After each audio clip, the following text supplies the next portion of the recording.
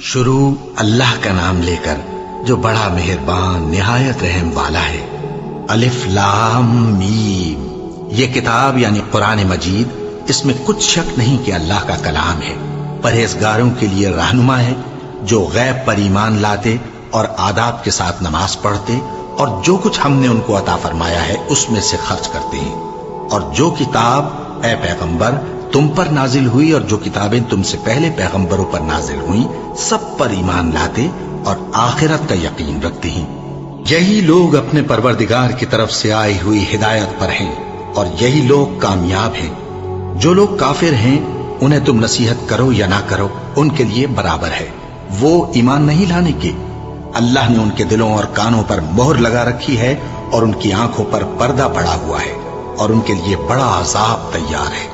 اور بعض لوگ ایسے ہیں جو کہتے ہیں کہ ہم اللہ پر اور روز آخر پر ایمان رکھتے ہیں، حالانکہ وہ ایمان نہیں رکھتے۔ یہ اپنے خیال میں اللہ کو اور مومنوں کو دھوکہ دیتے ہیں، مگر حقیقت میں اپنے سوا کسی کو دھوکہ نہیں دیتے اور اس سے بے خبر ہیں۔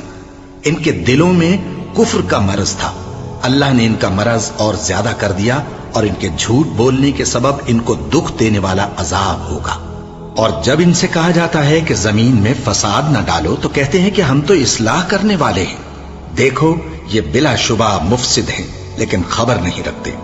اور جب ان سے کہا جاتا ہے کہ جس طرح اور لوگ ایمان لے آئے تم بھی ایمان لے آؤ تو کہتے ہیں بھلا جس طرح بے وقوف ایمان لے آئے ہیں اسی طرح ہم بھی ایمان لے آئیں۔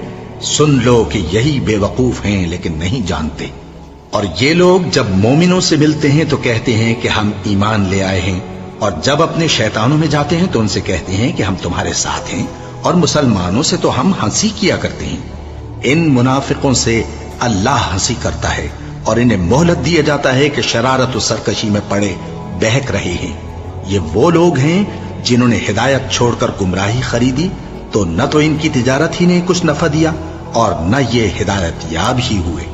ان کی مثال اس شخص کی سی ہے جس نے شب تاریک میں آگ جلائی، جب آگ نے اس کے ارد گرد کی چیزیں روشن کی تو اللہ نے ان لوگوں کی روشنی زائل کر دی اور ان کو اندھیروں میں چھوڑ دیا کہ کچھ نہیں دیکھتے۔ یہ بہرے ہیں، گونگے ہیں، اندھے ہیں کہ کسی طرح سیدھے رستے کی طرف لوٹ ہی نہیں سکتے۔ کیا ان کی مثال میں کسی ہے کہ آسمان سے برس رہا ہو اور اس میں اندھیرے پر اندھیرا چھا رہا ہو اور بادل گرج رہا ہو اور بجلی کوند رہی ہو تو یہ کڑک سے ڈر کر موت کے خوف سے کانوں میں انگلیاں دے لے۔ اور اللہ کافروں کو ہر طرف سے گھیرے ہوئے ہے، قریب ہے کہ بجلی کی چمک ان کی آنکھوں کی بصارت کو اچک لے جائے۔ جب بجلی